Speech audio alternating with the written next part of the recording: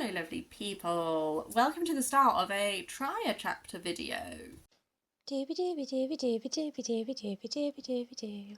Doobie doobie doobie doobie doobie doobie doobie doobie Sophie vlogs. I did one of these a while ago, maybe last year, and it was really helpful in helping me. I had a little stack of things that I wasn't 100% sure on, and actually it was a very effective way of either finally getting me to read some books or getting me to understand which books I could just let go into the ether.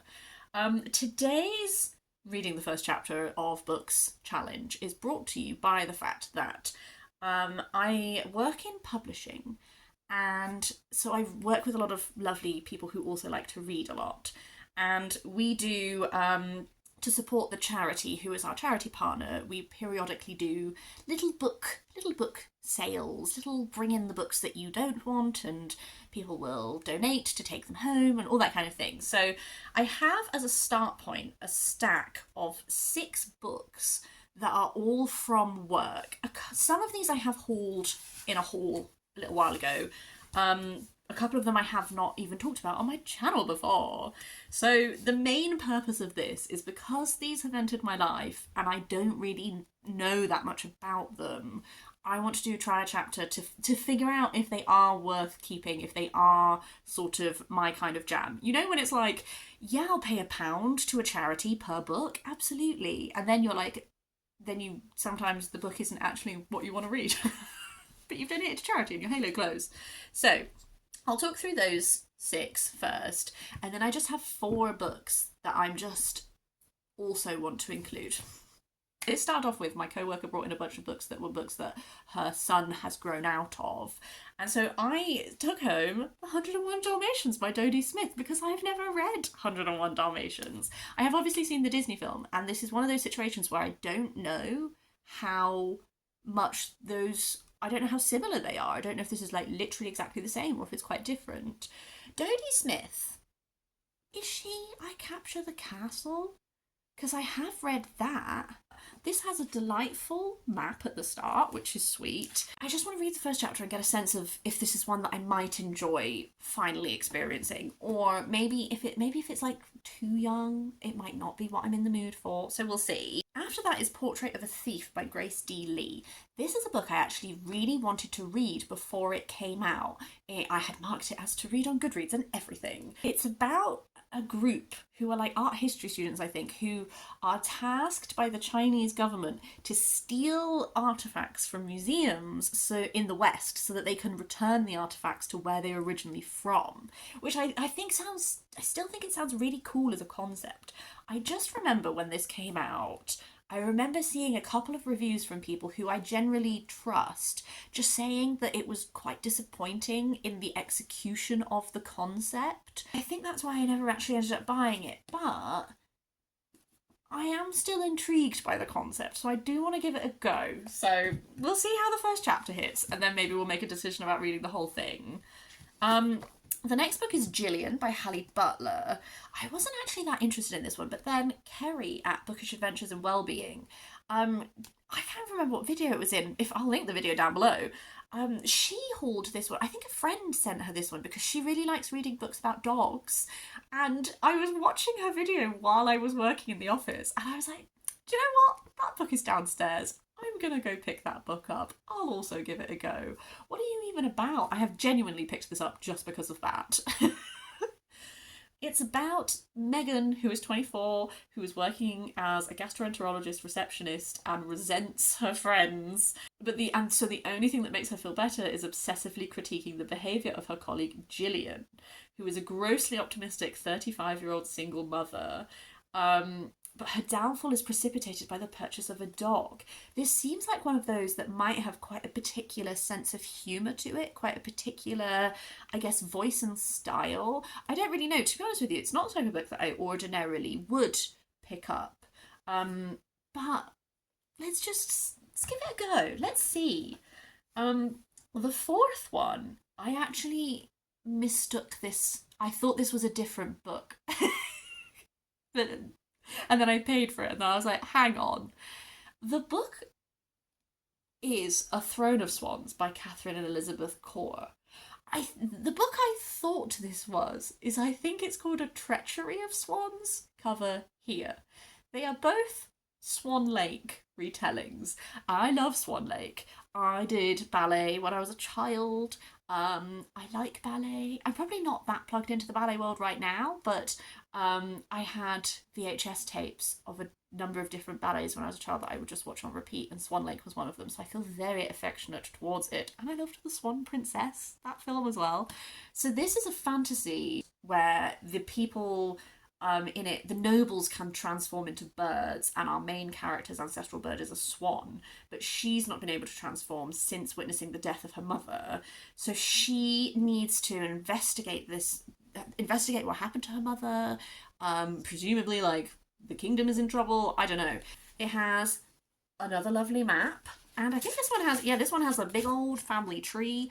I'm going to be honest with you, I'm not going to consult this. I'm one of those terrible people where if there's maps and stuff in the book that I'm like, aesthetically I appreciate it, I will not be consulting this throughout the book to see where you are. It's all in my brain.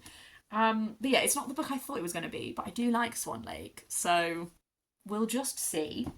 The two that I had already hauled and mentioned before are The Last Dance and Other Stories by Victoria Hislop, who I have read a number of Victoria Hislop's books previously. I haven't read her for quite a while, so I don't know if she's still my jam, but she does a lot of work that is exploring history of Greek islands. I have enjoyed those books. This is 10 short stories, so I thought I might just read the first short story rather than, like, a chapter. And then the final book from work is Against the Loveless World by Susanna Abulhawa, which is about someone who is imprisoned. She had fled from Palestine. And there's a person, she wants to tell her story and Bilal's.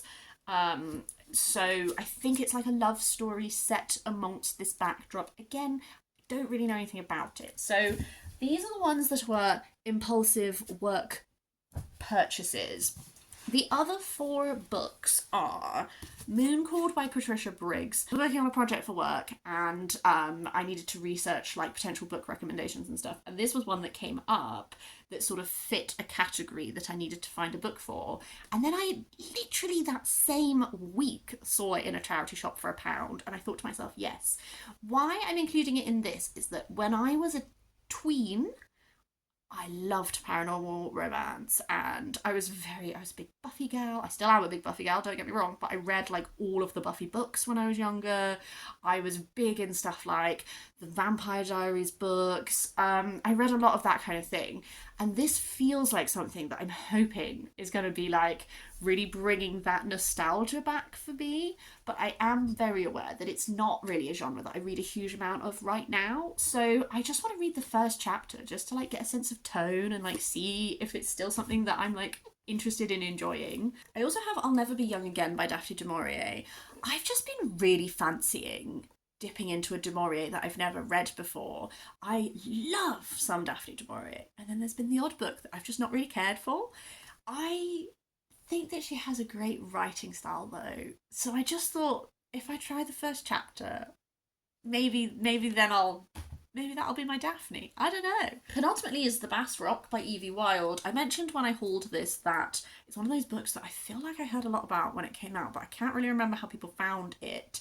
I think lots of people loved it, but I did have Evie commented to say that she really didn't like it, and that like it felt very reductive in its gender norms and all that kind of thing. It's sort of about like these 3 women who existed at different points of time, and I'm guessing like how their stories intersect around this thing called the Bass Rock, which is like watching over all 3 of them.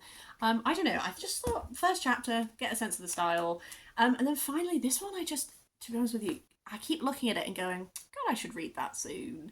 And I can't remember where I got this recommendation from. But this is Monkey Beach by Eden Robinson. I actually think that this one sounds really good. I just think that I need to get in gear and read it. So it's about tragedy strikes a native community when the Hill family's handsome 17-year-old son Jimmy mysteriously vanishes at sea, and we're following his sister who is left behind, who has a dark secret. She sets off in search for him, heading to Monkey Beach. Teen culture, Hazel allure, nature spirits, and human tenderness into a multi-layered story of loss and redemption. This one I think I'm hoping I'm gonna really like this one. This is me being like, I keep thinking I need to read this. Let's do a trial chapter and then actually read it. So, those are all the books. I will check in again once I have read some first chapters and I will give you my thoughts. Hello, my lovelies. I have read a couple of first chapters, so I thought I would hop in to let you know my thoughts. I'm going to start with A Throne of Swans by Katherine and Elizabeth Corr. Something that excited me immediately is that this actually starts with a extract from Electra by Sophocles. Bloomin' love some Sophocles.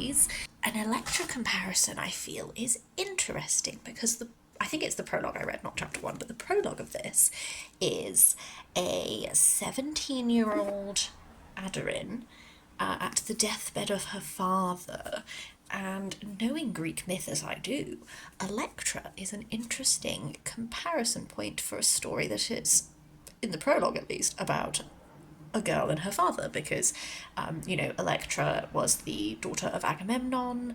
After Clytemnestra and her lover murdered Agamemnon, Electra was very much seeking vengeance against, and Electra very much aligned herself with her father Agamemnon against her mother Clytemnestra, and was instrumental in Orestes seeking justice/vengeance, depending on which way you want to interpret that. So that is interesting, particularly because in this world her mother is, I think, dead. Hard to tell, because at the deathbed, her father is dying. He brings up her mother at one point, and she's desperate for more information on her in a way that sounds like she's died, but could also mean, I've already forgotten what the blurb of this book said, to be honest with you, but there is a chance that her mother is alive and missing, I guess, but she's definitely not there. So this idea of familial relationships being evoked by that quotation and that first prologue is intriguing me. Her father wants her to promise that she will not leave the castle. He seems to be dying for some kind of plague that he caught from trying to help some people, and she does not want to promise to not leave the castle because she's sick of being confined. That whole bit, I was like, fine. Not hugely intriguing me, but fine.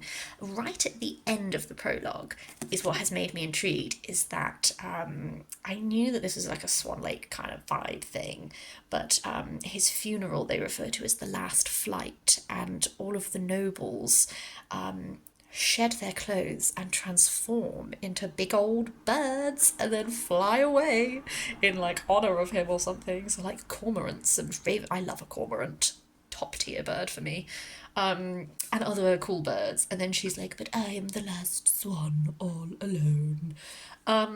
So I don't know how interested I am in angsty last swan I'm not allowed to leave the castle vibes, but I am very interested in a parental relationship dynamic a la Electra, which is funny because I have slagged off Electra as one of my least favourite plays because I don't really like Electra as a character, but I'm still intrigued by that. I'm more intrigued by the quotation necessarily than the first prologue, but I'm definitely interested. After that, Portrait of a Thief by Grace D. Lee.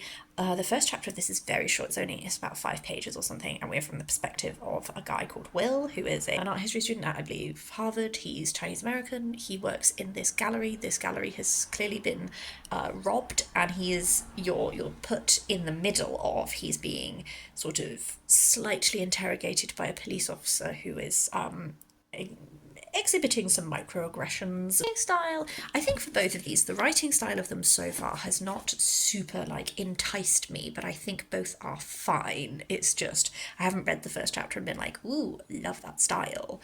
I am interested in there's already an examination of identity. The police officer refers to him as Chinese, not Chinese American, and he observes that very pointedly.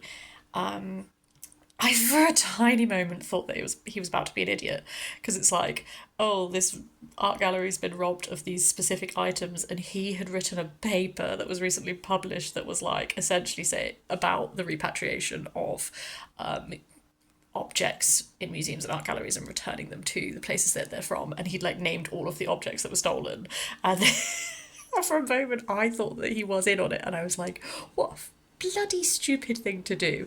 And then I have realised immediately after that is not the point, is that he actually genuinely is working at the art gallery, and we have sort of been set up with, I guess, him feeling an affinity with these people, and I'm wondering if he's going to either if he's going to seek them out or if they're going to seek him out, because presumably they've based their heist on his research paper.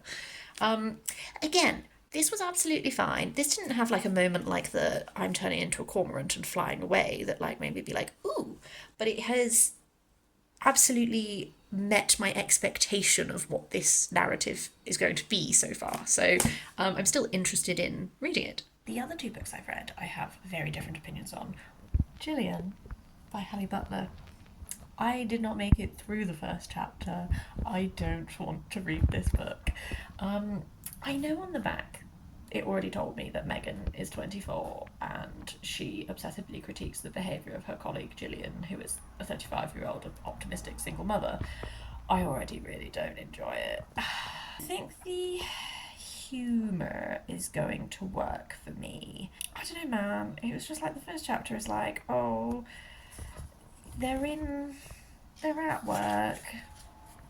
Jillian's saying something perfectly fine, and Megan is just rude and hates everything. And then she goes home and she like accidentally hurts herself, and her boyfriend has to look after her, and it's very. I'm not enjoying the writing style. I guess there's almost like a minutiae. I don't like Megan, and I understand that the whole point of this book is going to be that you don't like Megan. But you know when? If I'm going to be in the head of a character that I find unlikable, there's an element of I need to be interested in them enough in what's happening and all that kind of thing. There's a quote on the back that says, reads like a junk food binge, combined horrified fascination and bleak laughter. But I'm not finding it funny. I don't know, the kind of, I gather I got 9 pages in and she's talking with her boyfriend about I get a sense of foreboding while I'm around her. She's seeping into me. And she's like, oh, I won't let her get to me. And Randy's like, great, move on. And she's like, no, I'm going to enjoy everything she says now. It's like very clearly you're obsessed with this woman. And I have read books where someone is obsessed with someone and quite enjoyed them. I enjoyed Pizza Girl, and that is like, you know, a young pregnant girl who becomes obsessed with this woman. I enjoyed Treasure Island by Sarah Levine, which is about someone who becomes obsessed with the book Treasure Island and decides to live her life based on the core principles of what she decides that book is about. And it is a bit bonkers, and she's very unlikable, but it was a good, enjoyable read.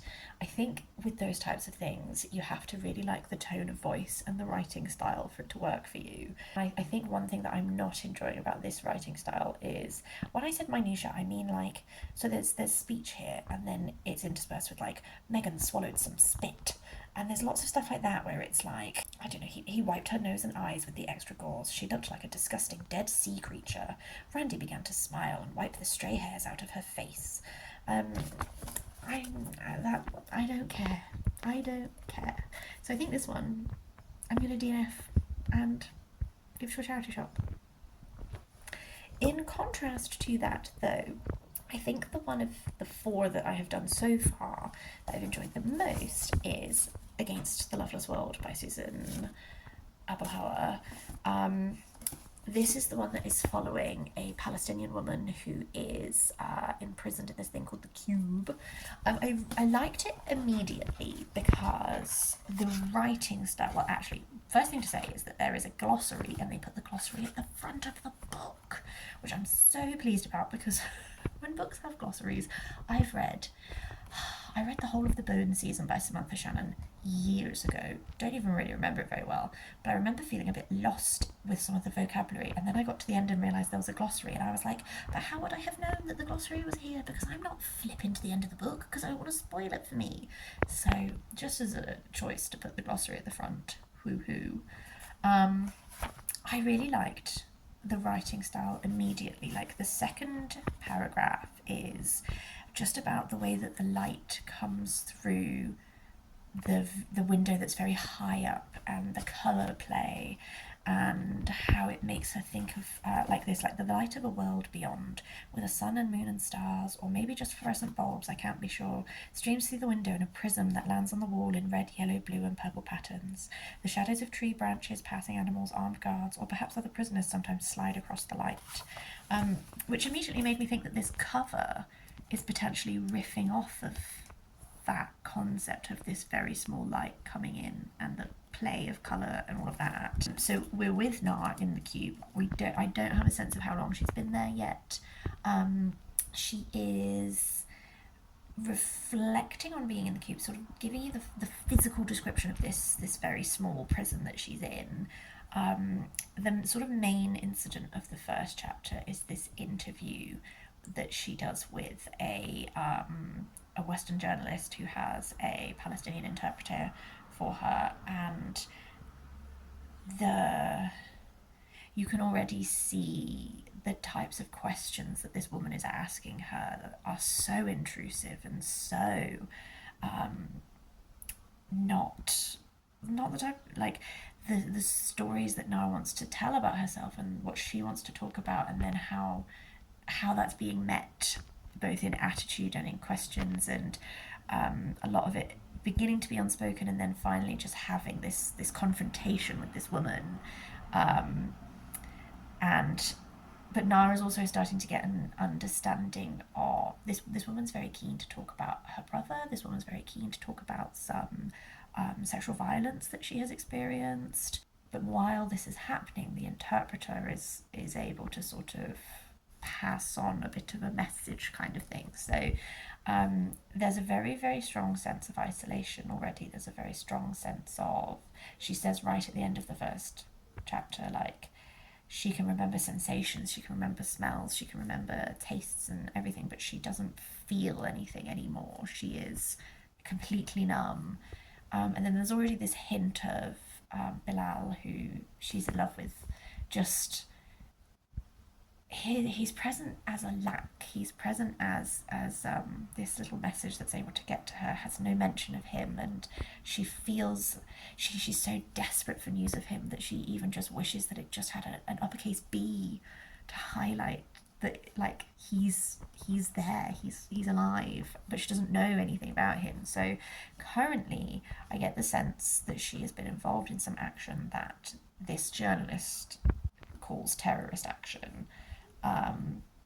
We have no further context for what that is, or how she ended up here, or anything else really. So there's this very, but I have a sense of her as a person. So I'm enjoying the writing style. The writing style is quite descriptive in a way that I'm really enjoying. This is, of the four, the one that I've enjoyed the most, the first chapter of. I am going to try and maybe do a few more, maybe even this afternoon. So hopefully there might be another update from me imminently. Hello lovelies, I have another update. I have read the first chapters of 2 more books. I'm filming this on Swiss National Day, hence the flag. A contrast, because the 2 books I chose, Mooncord has the longest first chapter that I've read so far, which is not super long, but was more time than the others, and The Bass Rock has the shortest, in that this is a page and a half. I don't know if it really counts as a chapter, what I read for this, but it did give me a flavour of the book already, so I thought, let's just talk about it now. The page and a half is from the perspective of a small child who is gathering shells on the beach with their mother when they come across a suitcase that has a dead body in it that is missing part of a finger, and right at the end the child is convinced that the eye that they can see poking out of the suitcase blinks. Already a different tone than I was expecting from this. I don't know what I was expecting. I think when it comes to these novels that are like 3 women from different periods of time, there's sort of like a historical fiction style tone lushness kind of thing that I think I was anticipating for this. Whereas opening with a stone cold, there's a body in a suitcase, this child is mesmerized by the sight of bone. Like, it's a different tone. It's making me reassess what this is going to be. I wonder if this body is one of these three women. I don't really know. This one does still intrigue me. I guess, this is such a simplistic way of saying this. Sometimes historical fictions can be, some of them are a little nasty. Like we're exploring like dark things, and I do have to be in like the particular mood for that, as opposed to just like, ooh, intergenerational women kind of vibe. So it has made me reassess what I think this book's going to be. I'm not discounting it. I'm maybe slightly less excited about it, or am I intrigued? I don't know, man. It didn't really sound like much of a mystery. It kind of just sounded like murder. I don't know. We're in a sort of midway interest with this one.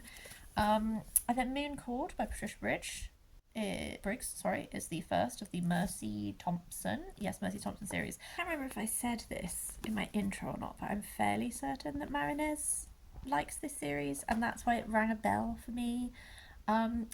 This felt very nostalgic for me. This sort of style of urban fantasy is definitely something that I read when I was like a teen. What year is this from? Oh wait, copyright 2006. So I would have been in my little reading urban fantasy romance stage when this was published, actually. I think that's why it does feel very nostalgic to me. This was a first chapter that was doing a lot of info dumping / world building. There's a line somewhere there. There's a lot of, it's first person narration, and at times I was like, oh, we're really getting all the details. You went to church and you did this and you did that. Mercy is a mechanic who is a shifter. I think she's Native American, based on something she said. She can shift into like a coyote type creature, and she's working in her garage she's a car mechanic. Sorry, that's her job. When a young little werewolf who is clearly in some dire straits and needs a little job comes along, and she kind of like allows that, and then she's giving you all the detail on her life, and like she has an alpha werewolf who lives next door to her, and like this is what that dynamic is like. And also this world, like there's lots of different supernatural creatures in this world, and the Fae are known to humans, and this is why, but her type of creature are not. And the history of like how Fae became known to humans, and now they're living these like reservations, and there's these parallels between how native reservations like came about and how this has come about, and all of this. So it was definitely a little bit of like okay, I'm receiving a lot of information, but I enjoyed it, and it does make me feel like a little nostalgic, and I think this is the type of series I would have really loved when I was like in 2006 probably. So I am still interested in reading this one. I hope that it gets a little less info dumpy. I don't know if it's going to be a romance or if it's going to be the back just says her connection to the world of things that go bump in the night is about to get her into a whole lot of trouble. I hope it's not too romancy, because, or if it is, I have realised about myself that I'm not super keen on paranormal romance that has werewolves in, when it's like alpha dominating, werewolf men are big and hairy and like this, and women have to be, there's like a pack dynamic of like dominance, submission, and blah blah blah. And I don't really find any of that very interesting. Just not bashing it, but not really for me. So I'm intrigued. I don't think the romance is going to be with this young boy because he's about 15. Please God, no. But I just don't know about that neighbour. I don't know, man. I don't know. So intrigued, not my top priority one. Ooh, I tell you what. Let me put this into some priorities. Bottom, Jillian. Haven't liked this. Not reading it anymore. maybe after that we're going Bass Rock, just because. Maybe this is just for now going on my least interested, because I'm not right now in the mood for like a dark historical fiction, but that's not to say that I won't be. Potentially after that it is Moon Called, because I found this very nostalgic and I enjoyed it. It's not like top of my list to be like devour this book. After that, Portrait of a Thief, because again, I like the concept. The first chapter didn't wow me, but it was also like 5 pages long, so like I don't necessarily feel like I've learned that much from doing the try chapter for that one, I'll be honest with you. Then it's A Throne of Swans, because that little end bit of that chapter did intrigue me and interest me. And then probably the one that I am most I will think is a good book of them all is Against the Loveless World, because I really liked the writing style of this, and I'm intrigued by this storyline. I think it's going to be we're going to be reflecting a lot, going back in time, thinking all that kind of thing. So if I can do this one-handed. Currently, this is my order of interest. However, I haven't read them all yet, have I? Hello again. So I have a little bit more of an update for you. I've finished the first chapter of The 101 Dalmatians by Dodie Smith. I was sort of hesitant about this because I haven't really been as into middle grade as I used to be. I have really enjoyed the first chapter of this one, actually. As a start point, this has a really distinct voice to it that I quite enjoy. I really enjoyed I Capture the Castle by Dodie Smith. I have that on my shelves, but I read it a few years ago, so I don't remember it super duper well. This, I enjoy the tone of voice. I enjoy, being introduced to the Dearly family and Pongo, and in this case, Mrs., not Perdita. And how the humans think that the dogs are their pets, but actually the dogs are, like, the humans are the dogs' pets. And it's different enough already from the Disney film that there is, sometimes when adaptations are very faithful, you're like, oh, it's fine, but like I kind of have consumed this, I know what this is, whereas already it's quite different to the Disney film. Cruella de Vil is like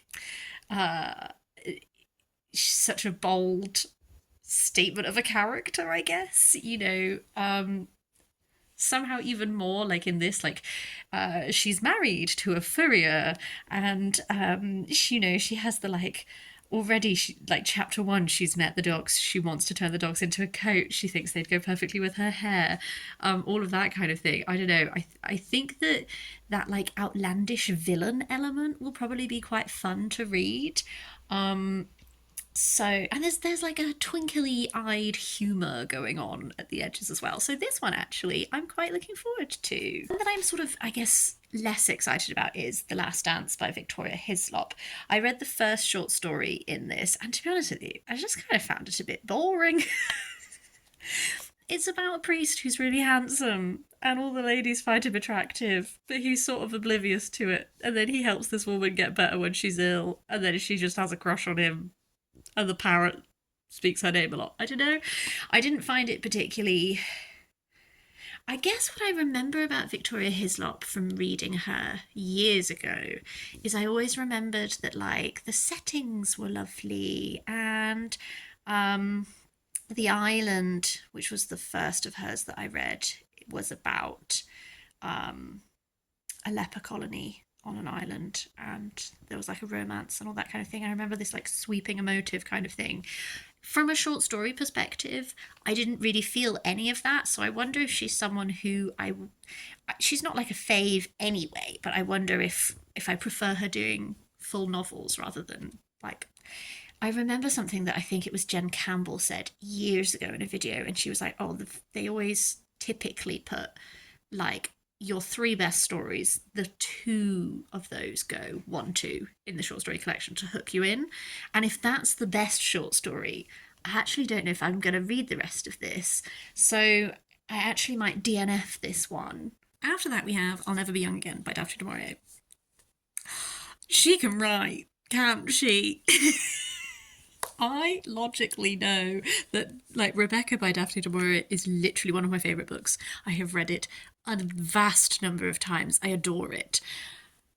I don't know why I put this in a try chapter tag, as if there was a chance that I wouldn't like it. Actually, I do know is that she also wrote The House on the Strand, which I remember not liking.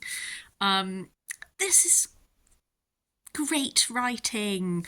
The first chapter of this is, well, the first page of this, even before we get to the chapter of the whole, the first page is so sensory. It is literally like we're running through these sensations. Someone is stood by some water, and she's just, I say she because I believe it is a woman. She's watching this man, and it's like the air of what she imagines that he would smell like, this quality of the water and the light play upon it with the sunset, the river, and how this timeless aspect of the river and all the things the river has swept past, and the smoke of London rising hazily, just like this painting of scene.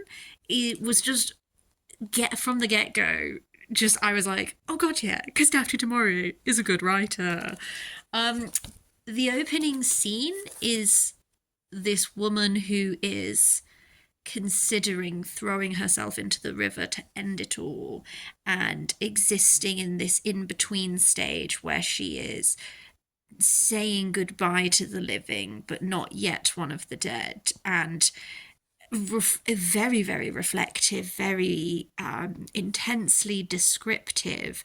And then right at the end of that first chapter, a man puts his hand on her shoulder, and that's the first time she met Jake. Who's Jake? Don't know. Jake's not mentioned on the blurb. The blurb mentions Hester and Richard, so I don't know who Jake is. But I think that I always find that Daphne du Maurier's writing style is gorgeous. Like, she is so intensely descriptive and wonderful. And one of the reasons I love Rebecca so much is not just the plot of Rebecca, it is the way it is written. It's Last Night I Dreamt I Went to Mandalay Again. That vision I find in my head of the driveway leading up to Mandalay, the rhododendrons, all of these. Like, I remember when I think of her work, like even like Jamaica Inn and the Moors, like I do have these like intense visual descriptions that I think of, and I think that she paints atmosphere so well. I think I just haven't read a new Daphne du Maurier for so long that I forgot that she's bloody great. This is now the one that I'm most excited to read, because it's what I was hoping. I picked this up on a whim. I was like, it's been too long. I need to get back into the Daphne du Maurier game. And now I am. Hello, lovelies. Final update from me. I've done a silly thing. The book I have left until last is Monkey Beach by Edith Robinson. This doesn't have chapters. Can't do try a chapter if it doesn't have chapters. So I'm just going to discount it from the video, because I was like, do I read a handful of pages? And I was like, but how do I decide what a chapter is? I'm going to just put this one back on the to read stack, and we'll return to it. This means I'm going to try and do this one-handed, and I'm probably going to fail. Oh god. This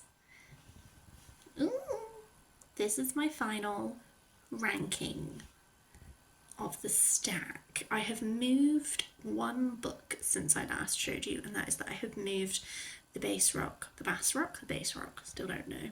I've moved that above Moon Called, because I think I've found it, I just think I wasn't in the mood for it on the day I read the first chapter, but now I have thought about it a bit more. I think I am quite intrigued.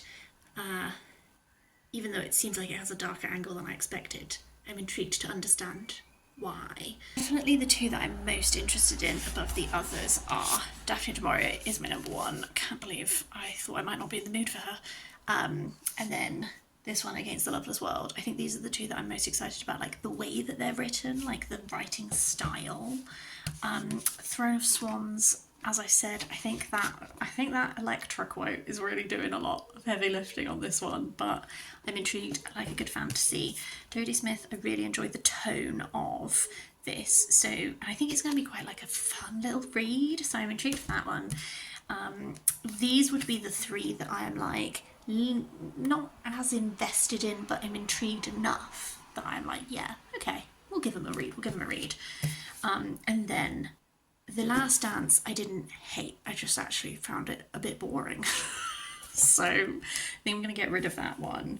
And the same with Jillian, I did dislike. I just think this one's not for me. I just think the tone's not vibing with me. So these two I'm going to give away. The other 1, 2, 3, 4, 5, 6, 7 I'm going to read. Would you be interested if I did a reading vlog for these? Would you prefer for them to just be get to them when you get to them, pepper them into monthly reading updates? How invested in this selection of books are you? I'm so sorry if you can hear my neighbour's dog. I think that's the dog and not the child, I can't tell. But yeah, I'd be very interested to hear if there is a specific form that you would like me to read these in. Hit me up, let me know. Otherwise, I hope it's been interesting. I've had a fun time. I think it's definitely clarified. I'm pleased that there's only 2 that are like full no's, because most of these were I donated some money to charity and I took some things home from work kind of vibe. So this is not my usual like there are reasons I wanted to read these, I thought them out in advance kind of purchases. These are just let's support charity and pick up a book. So to only have 2 that are complete no's is an achievement. I'd love if you have read any of these, if you liked them, if you disliked them, anywhere in that spectrum, leave me a comment. I'd be super interested. But yeah, otherwise, I'm going to call it a day here. I hope you're having a really nice time, and I'll see you next time with something different.